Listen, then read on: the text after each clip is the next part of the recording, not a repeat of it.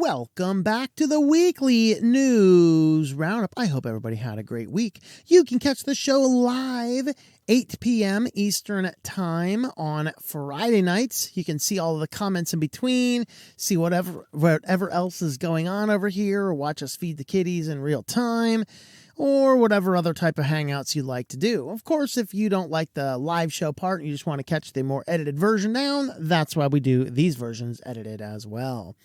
But today we're going to talk about privacy. We have security, business, and some SillyVille news.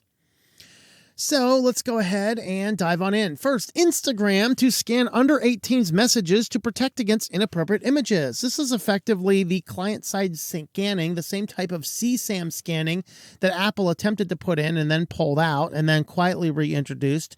And now Instagram is doing it. Now they're saying, oh, this is only under 18's. And so they're like, if it's only under 18's, can they not do this on everybody? Now, the thing that does set this apart is there's no, at least how it's proposed, yes, there's no current proposal to report those images to anybody. They simply filter them out and don't show them to the kids. And so, you know, if you're sending something to your own kids that Instagram determines is inappropriate, your kid may not actually get your message. But if you happen to be using an Instagram account, sending something to your child on Instagram, you all need to go visit a psychological professional. I don't think under 18 should be allowed on Instagram. In fact, I believe Florida, I think, House had passed a bill to ban kids under 16 from being on social media.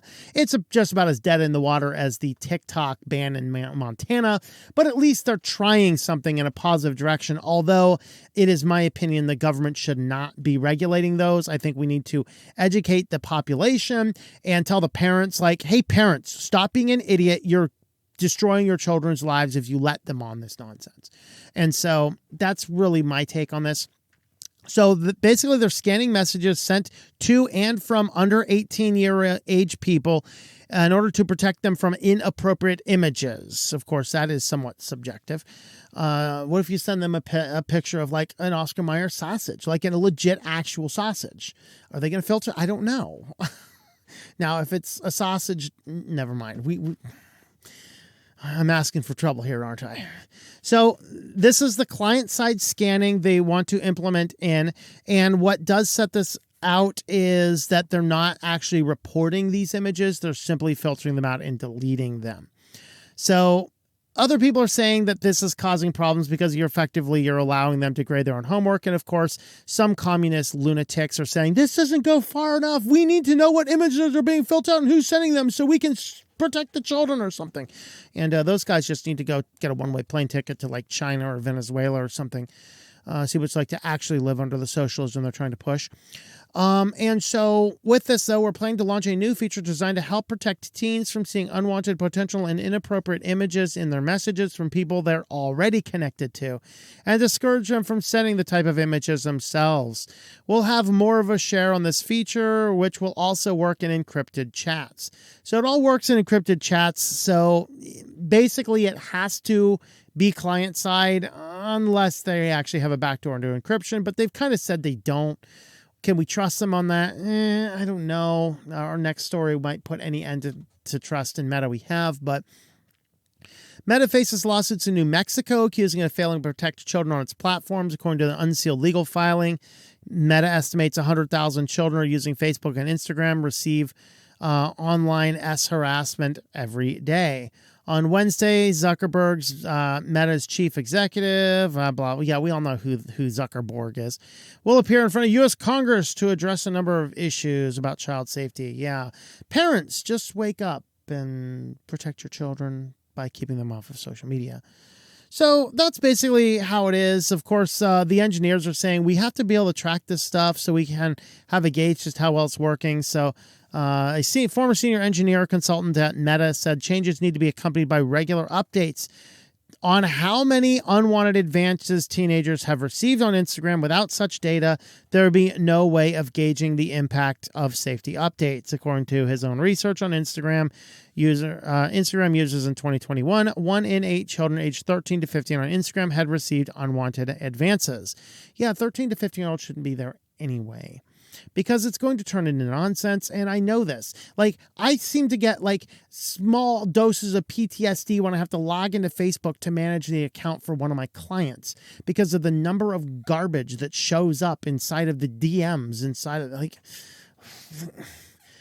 dude, this place, like, if you would not let your child walk down the streets of New York City at night, you shouldn't let them on social media either. But that's what Instagram's up to. It's all for the children. So Consumer Reports teamed up with the markup to do a research analysis to figure out how many companies are feeding Facebook. This isn't Facebook feeding companies.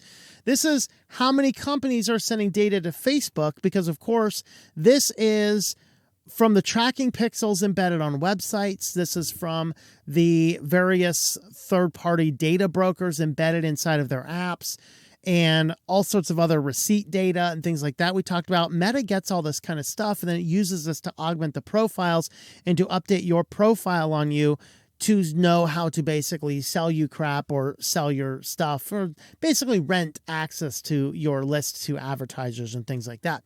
So they did an analysis and found, I think, 7,000 companies providing their data to Facebook about individual people, which came from the trackers and things like that. Now, we have a video on the site about what you can do to block these. Number one, never use phone apps. Never use phone apps. Number two, you have to block these on there. You say, well, I don't use Facebook. It doesn't matter. If you have not proactively blocked Facebook on your computer, Facebook is tracking you. And then, of course, they use all sorts of weird messages, ideas to know exactly who you are. And so what they did is they found 709 volunteers. They said a major limitation is they didn't cross-section these out of like random parts of the population. They were all Consumer Reports subscribers, meaning that they were all people that had a greater attention to detail of what was going on. That's kind of terrifying, because if it's just a random Joe that doesn't care about what's going on, it might be worse.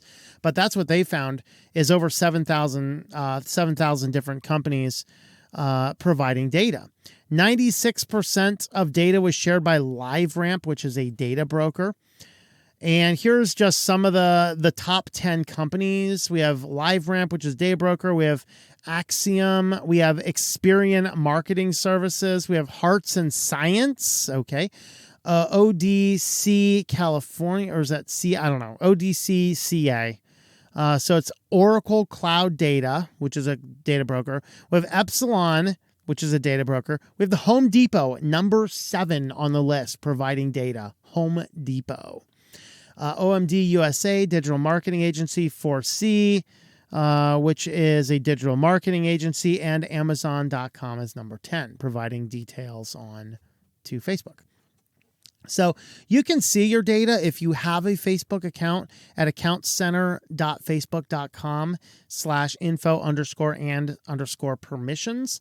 And that's going to, you might have to log in again. And you can see the list of all this. But what they found is that some of them were actually lists of these companies, but they said many of them, like over half of them, were just random strings of characters that didn't make any sense. So Facebook is basically being fed a bunch of data by a bunch of unknown companies that nobody really knows anything about. And so it's really interesting to see what in the world is going on there. And so with that, it's kind of nuts.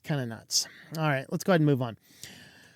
Wired has an article here. Comcast Xfinity stores your sensitive data, and you can kind of opt out. It carries your data about your political beliefs, your race, your sexual orientation to serve personalized ads. Now, what's funny is if you click this link over here, it goes to their privacy policy. And this is what I found fascinating about this, is if you go to their main page here, let me just go back to here where that loads. You can go down and you can basically tell them what information you can do. You can minimize some of the settings, but for the most part, you can't do a lot about it. If you look at the overview, is it the overview? They say, as your internet service provider, we do not track the websites you visit or the apps you use through your broadband connection because we don't track that information. We don't use it to build a profile about you, and we have never sold that information to anybody. Okay, that's fascinating.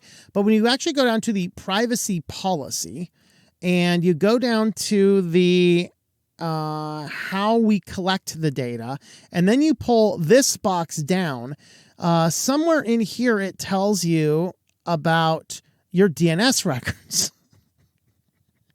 which is exactly how you access the websites you go. Your domain server or DNS searches and network traffic activity when you use our services such as Xfinity Internet, Xfinity Mobile, and Xfinity Wi-Fi. So they say we don't log the websites you visit, but over here they say they log the websites you visit. So any regulators out there, can you figure out which is true? Because we don't track your websites. We just track the websites you go to on your DNS records are completely different things. So of course, number one, this is where a VPN could be beneficial, obviously. Number two, if they're just using the DNS, you can host your own DNS and not use their DNS. In fact, I think I might do a video about that sometime soon. So that certainly is an option. In fact, I'm going to go ahead and make myself a note of that now before I completely forget to do that. Of course, I just wrote DSS video. So we're going to do that. So hopefully I remember to put that in my queue. And they basically talk about there's a few settings you can go into where you can sort of opt out, but it's not really much of an opt out, I would guess. Now, does this mean that we should all just jump onto the VPN bandwagon? No, I think that VPN bandwagon itself has produced its own list of serious problems. So I would say that it's probably best if you can just use a different DNA service or DNS service. Biological scientist in me just came out, which could very well just go to your browser and change it to Cloudflare's or somebody else's. Is it 1.1.1.1, you know? I think Quad 9 is Google, I think. So be careful of that one. I think that one's Google. I don't know. But there's things you can do. And on to our final privacy story of the day. Amazon reverses course to revoke police access to Ring footage via the Neighbors app. Now, this, to me, this is like, sure. So the controversy is Ring has this Neighborhoods app, and the police could look around a neighborhood and see a Ring camera and just go right into the app on a backdoor that the police had and say, hey, I want this camera's feed, and Amazon could provide this over. I did a deep dive in this on a tinfoil hat time about the Ring cameras, so I'd implore you to go and have a look at that particular video. But in this, they're saying that they're pulling that access out so the police no longer have that access, but they say that they do still have the way to request without a warrant the information by filling out the emergency request form and submitting that. So I don't think that this is anything. I think this is more of a publicity stunt than anything effectual. Being as that Amazon's biggest clients are like Department of Justice and other, three-letter agencies, I'm not quite certain I'm going to totally believe this. Paint me skeptical about a cloud-connected camera that with a lot of law enforcement connections. But at least on the surface, they look like they're doing right. But I think time is going to tell if this is legit or not. I don't know. And because of all of the things going on that I covered in that other video, I'm really highly skeptical of this. Well, if you want to help support the channel, we do use affiliates. So you can use our affiliates there, tlm.li/NC for Namecheap. This is going to get you affiliate for domain names. And so if you happen to have a small business and or other need for a domain name, maybe you just want to do like a Nextcloud instance or anything like that, you can go ahead and use our affiliate account here. That's going to help support the channel. And I have found Namecheap to be one of the better places for a end user consumer to pick up a domain name. There's not a lot of seriously good choices, but that is definitely one of them, tlm.li/NC. And so you can go ahead and do that. And so with that, we'll go ahead and look at our security news next. So first up in security news, we have Google actually this year. Now the actual original article for this came out several months ago, but this is a good example of us using a slightly older article, because this particular notice just came out this week and it relates to later on this year. Later on this year, this is going to stop working starting around June. So any old applications that are using IMAP, SMTP, POP, or OAuth, you're going to have to convert those to OAuth 2. And so with that, you're going to need to make sure that you can update your software for that or utilize some other methodology. Now, Thunderbird already supports this. So if you're using Thunderbird to check a Google account, it'll already support this. Most likely Canine Mail will, but it might require you logging out and then logging back in. So look into this if you are still using a Google account for email, CardDAV, CalDAV, or IMAP, SMTP, or POP. Then you can go ahead and still use that utilizing these extra options there. All right. So Discord bots are being used in information stealing campaigns. I'm a little salty about this one because, our whole Discord server was nuked because I shared on a private message with somebody the results of a publicly available lawsuit, and Discord completely nuked my entire account and community about that. Now, we are on Matrix, so you can find us on Matrix. If you can't find us in the public directory, just go to the website, switchedtolinux.com. Go down to the bottom. There's a little logo there for Element that will take you directly to the Matrix server, which honestly is better than using Discord anyway, so maybe I'm not that salty after all. That salt was great on a saltine, I can say that. But what's going on here is the scammers are running a Discord server, which the bots are basically communicating with. And so Discord has a serious bot problem. They're worried about me sharing the results of a lawsuit regarding some public health company that went through a jury trial and was released and confirmed. And I can't share that truthful information with somebody on a private message on Discord, but these guys can run their servers all day long. So congratulations, Discord. You guys are a bunch of slime balls, and nobody should be using Discord anymore anyway. So what this is people are getting malware on their computer. They're usually installing it somewhere. They're getting it on a site. They're getting it on email. It's just any way that they can get. And what happens is, and the good news is this is only affecting the Windows users out there. Linux, not yet. Not yet, I should say. Windows, the Windows loader is loader gave. So if executed, it deploys malicious Java program. The program will create a folder with NS and then a random 11-digit number to which it will store all sorts of information. So it's going to start doing screenshots. It's going to steal the browser cookies of a handful of different browsers. I think he said like 15 or so different browsers. And it's going to store all this information. It's going to take random screenshots. It's going to take tokens from Discord, from Steam, and Telegram. And then it's going to grab all of this data, and the bots are going to automatically upload this to the scammer's Discord server. So the scammer's Discord server can proceed to steal everybody's data, but I can't share the result of a jury trial in the United States with somebody privately on Discord. So piss off, Discord. Burn in hell. But just be aware, Discord is being used for purposes like that.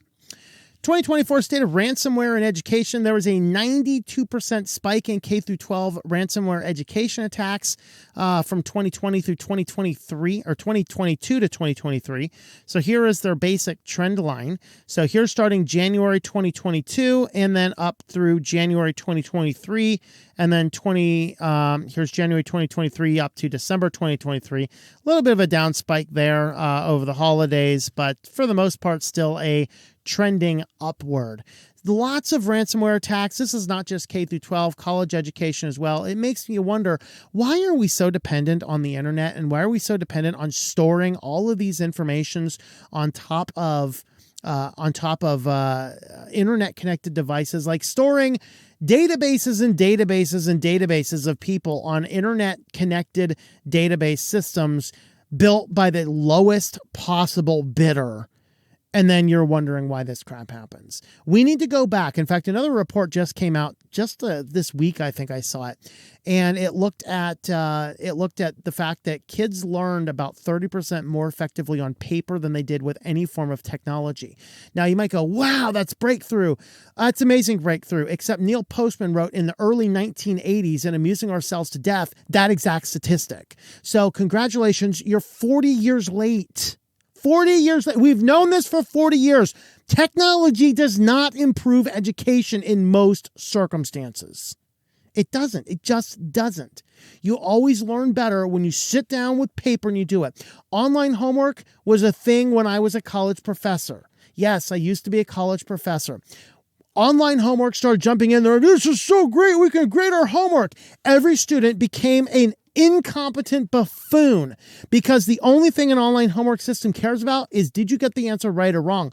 Doing homework is about the process. It's not about the answer. And so as we rely more and more on technology, and then we put all of these data systems into these computers, and then we store all this unnecessary information about children on internet connected computers, and then these guys come in and steal it all. I'm sorry. I welcome the Carrington event. Come and nuke the internet. Carrington event, please. Because we need to get back to the point where we're not super dependent on this kind of stuff.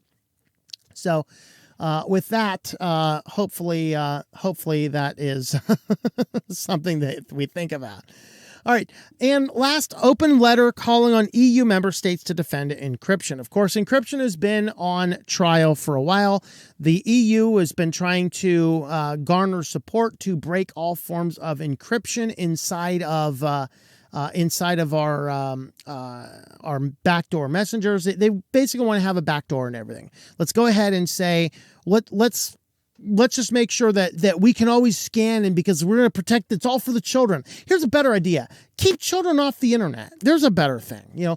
Make sure they're on the internet only with proper parental guidance. Please go ahead and do that.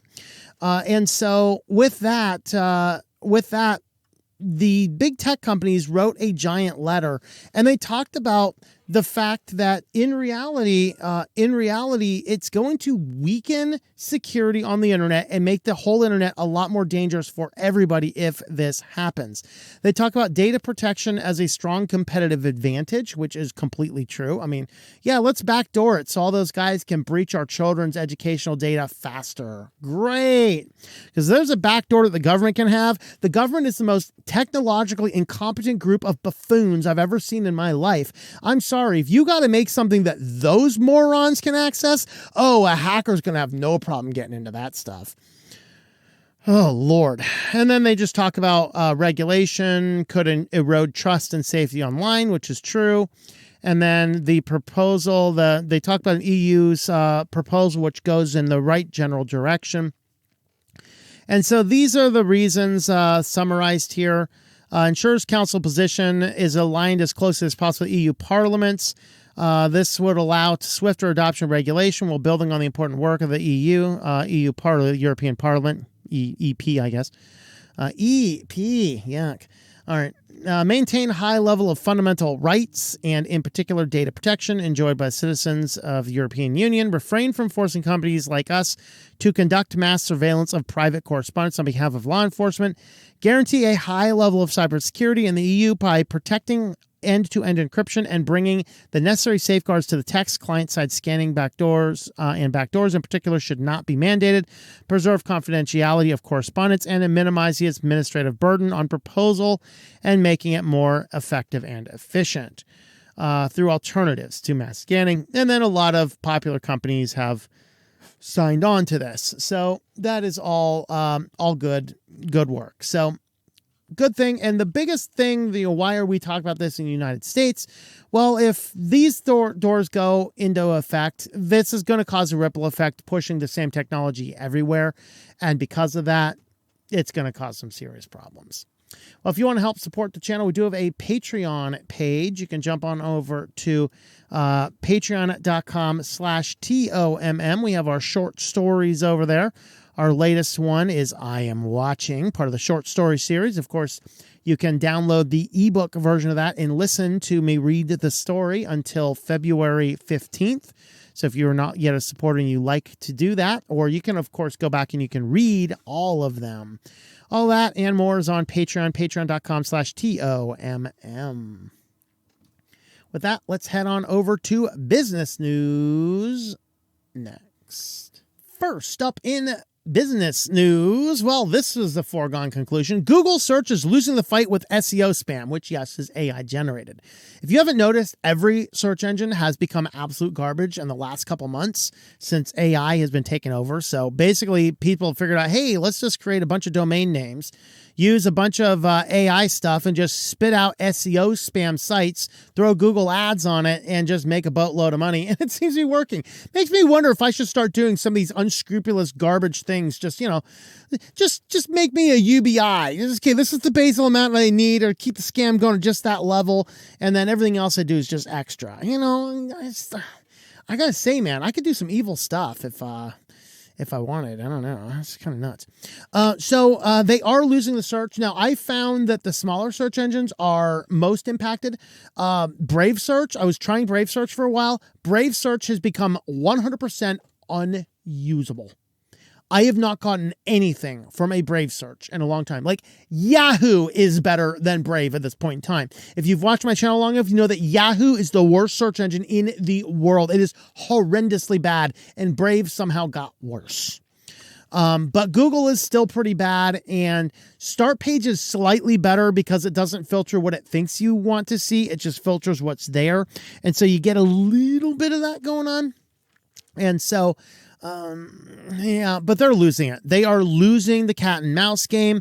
In reality, they could. In fact, I think it was the bottom of this comment here. There's 164 comments there. I won't be able to find it now, but somebody said in the comments, if only they put a small amount of effort, just about the same much effort into blocking SEO spam as they have done to try and block uBlock Origin on the Tubies, then maybe we'd have a problem. But no, they're still digging through the couch cushions trying to find some spare change rather than actually making one of their core things better. Of course, is search really their core thing? In reality, it sort of is, because it's the thing that people are paying to play on. And so scammers are paying to play on now because that's driving enough revenue. They're making enough money from it, and it's just getting worse and worse.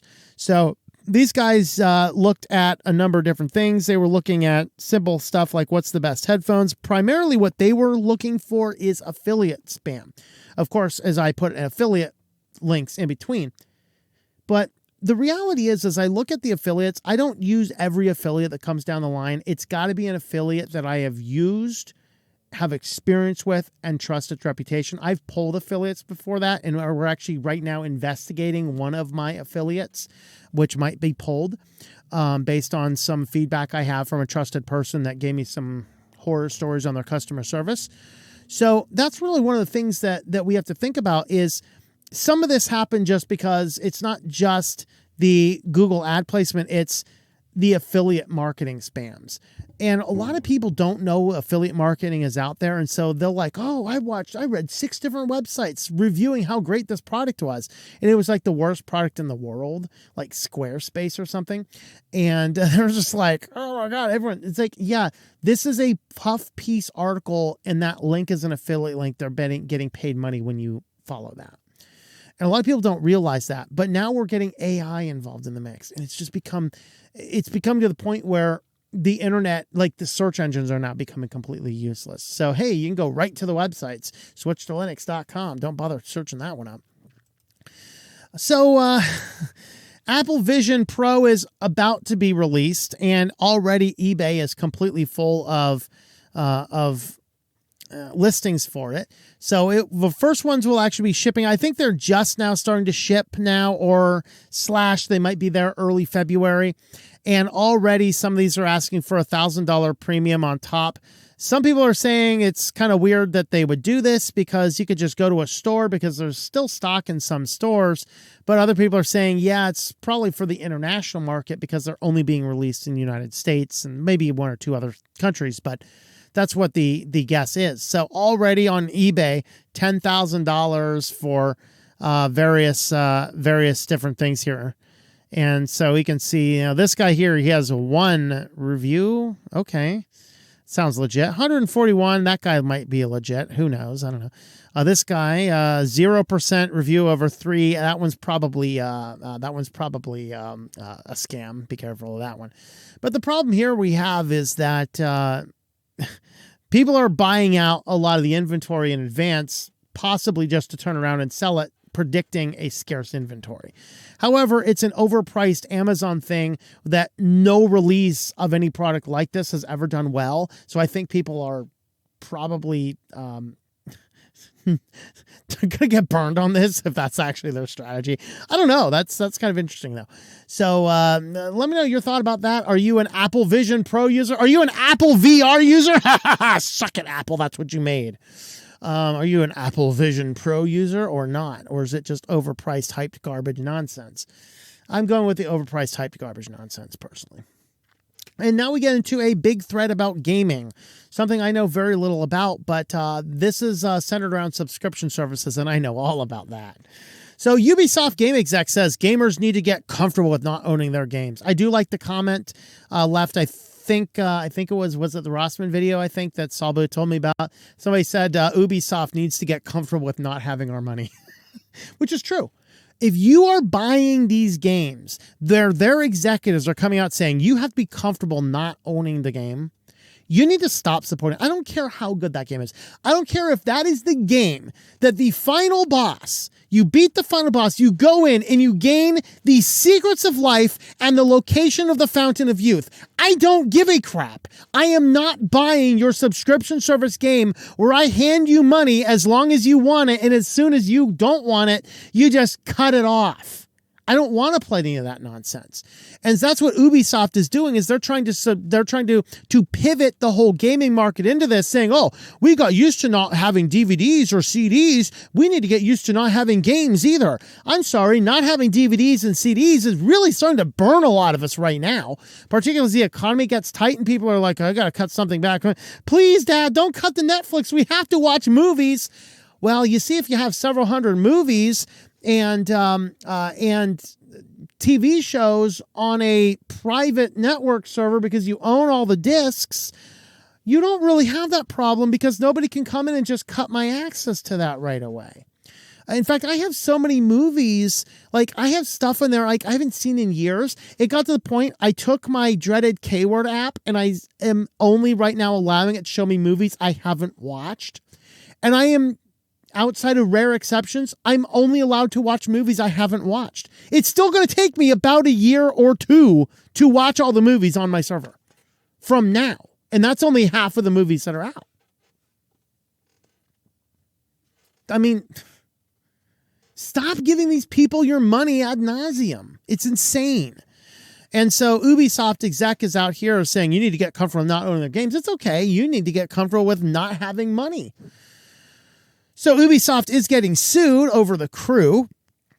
So this was a video game that came out about 10 years ago, 2014, online-only racing game. So people bought it, you buy the disc, but it has to connect to the internet in order to play. Well, they're shutting down the game as of the end of March, and so Ross Scott, which is a big YouTuber, Cursed Farms, I guess. I'm not a gamer or in the gaming industry, so I don't know who that particular guy is, but he says he's considering a class action type lawsuit or suing the studio because they keep on shutting these games down. Just look at this one. Like, the one game I do still play from the good old days is Warcraft 3. This predates World of Warcraft. I'd say Warcraft, people are like, oh, World of Warcraft. Like, no, you idiot. Warcraft 3 predates the online BS. All right. Well, in the updates they started pushing about 3 or so years ago, You now have to go online to Battle.net on the internet in order to play an offline game. That's nonsense. Now, I went through and downloaded the patch, the last good patch, because they actually completely killed the game with BS before they did that. So I went on and got the last known good patch, and I forget which version it is, and I threw that in my backup archives. So if I ever need to reinstall Warcraft, I can patch up to the last known good version of the program and still play my game offline, because I want to play my game offline, you know. And so that's what he's getting at, is we bought this game. We don't want you to shut the server down, which is as simple as, okay, we're going to push one final update that's going to allow, you know, it's going to allow a LAN type effect, or it's going to allow at least the game to boot and play in a private mode. I mean, do something that the people who have purchased the game and have the physical game, that it's still a usable thing. That's what this gets at. But of course, Baldur's Gate, CEO comes out and says, yeah, you're never going to find Baldur's Gate on a subscription service. He says this is why it's not on Steam, because Steam is a proprietary subscription-based model. They can revoke your cause at any time. And so what he's doing here is he's saying, yeah, you're not going to find it on a subscription service because this is nonsense. We want you to buy the game, and we will deal with what we get out of that. And so this, in my opinion, is a really good way to go. And so, hey, I don't know. I might very well say, I don't know anything about Baldur's Gate. Let's buy it just to support this. I might do that. I might go and buy a copy of Baldur's Gate just to support this company and their business model, because this is the type of thing we need around. So does anybody know, will Baldur's Gate play on Linux? If I buy this game, can I play it? Let me know, because I don't have a Windows computer floating around, other than that crappy little laptop for testing things. Well, if you want to help support the channel, affiliate link, and full disclosures to my prior thing, I pay hundreds of dollars, I think, a month on various servers on DigitalOcean. Actually, I think it's a little under 100. I think it's like 80 maybe. I forget. But we do have a lot of servers over here. They are a good company. I've worked with them a lot. TLM.li/DOH. If you happen to need a cloud server of some form or another, then please consider looking at this. You can do your own Nextcloud. You can do your own Jellyfin server for your own private media server. You can do just all sorts of fun stuff with it, anything you need. We're going to be doing a restreaming video soon. That happens on DigitalOcean as well. Using my account, you'll get $200 in credit, good for 60 days. As soon as you spend $25, I will get $25 in account credit. They don't actually pay me anything, but hey, account credit is good when I'm dropping $80 or more a month on their servers. So with that, you can head on over to tlm.li/DOH, help support the channel. And with that, we are going to head on over to SillyVille next. All right. Well, that was fun. Let's talk about technology now. Here's some mixed reality you can get behind. Mixed reality vacuuming. So here you go. You have your vacuum cleaner running, and it tells you where you've already vacuumed, so you can do a better job of vacuuming, I guess. Isn't this kind of fascinating? I don't know. I can kind of agree. All right, yeah, this might be a good thing, but is it really all that necessary? I guess cleaning up a green slush from my floor is somewhat satisfying, but there you have it, guys. If you are looking for a justifiable reason for augmented reality, it's vacuuming, and make sure that you've hit your whole vacuum. I'm not sure why I loaded that tweet up separate. It didn't want to load it the first time, I guess. All right, and now on to schools and crazy degeneracy of TikTok. A school is removing mirrors from the bathrooms because kids kept cutting class to create TikTok videos. How wonderful. So there's been some discussion about it. They interviewed some parents in the video here. I won't play the 2-minute video, but they interviewed some parents in the video down here, and they said, they're like, the one parent's like, why don't you ban phones from school and then put the mirrors back? So, of course, what the school is doing now is they have implemented digital tracking. So now they can track the kids around and make sure they're not all congregating in the bathroom too much. Still recording their TikTok. Because I got news for you. You don't have to have a mirror to do a TikTok video. I'm not sure if these school people know that a mirror is not a requirement to do a TikTok video. But, you know, to each his own. But we did cover, was it last week, 2 weeks ago, the schools that banned phones, and it always resulted in really positive things. You ban phones, that's a problem. Of course, some teachers are like, never mind that, I need my kid to be able to contact me in an emergency. Fine, get your kid a dumb phone. But, no. You want to contact him during an emergency, get him a dumb phone. Period. Get him a dumb phone. Period. All right, cybercrime network acts like food delivery service and even utilizes legitimate affiliate marketing techniques to recruit other partners in crime. So you put up your hacking hijack stuff, and instead of you being the person that information is coming to, you send it back to the affiliate network instead, and then the affiliate network, they distribute that out to everybody else who wants a cut, and then you're going to get a cut of the revenue of everyone else buying the data that you just stole and hacked. Isn't that amazing? These hackers are doing great.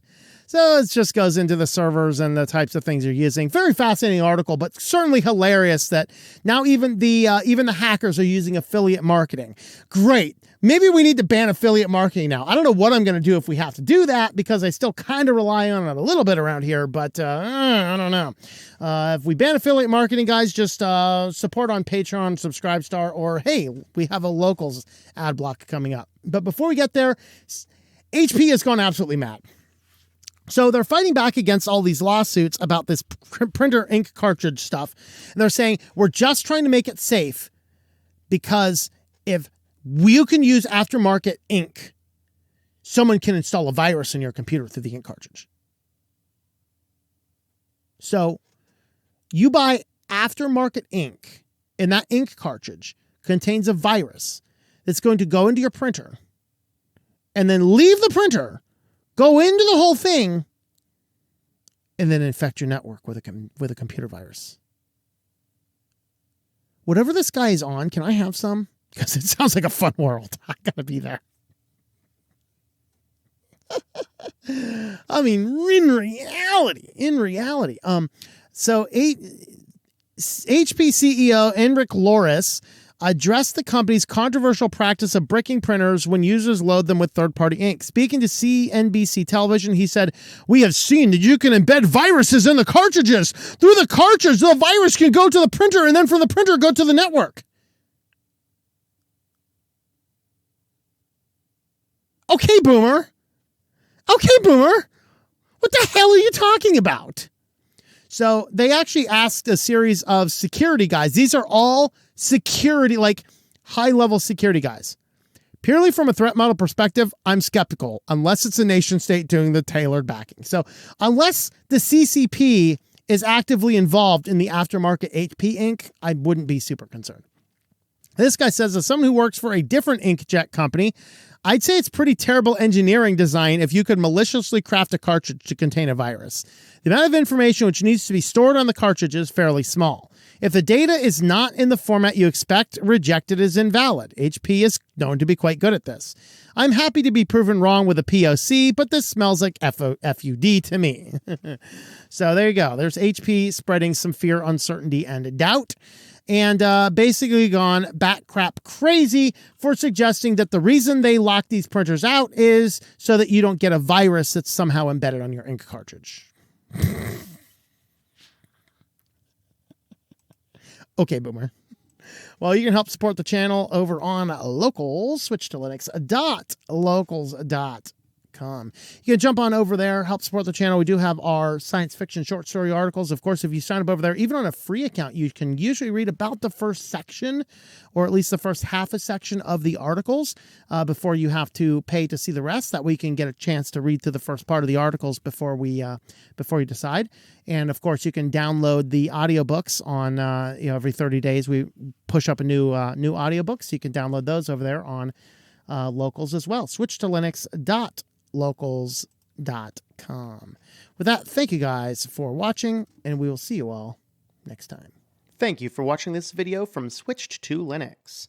This channel would not be possible without the backing of the program supporters scrolling on the screen now. You can be a supporter at Patreon at patreon.com/TOMM or at thinklifemedia.com. I also want to thank the open source community who creates such excellent software that makes producing this show possible. please remember to support your software communities. Thank you, and I hope that you enjoy switching to Linux.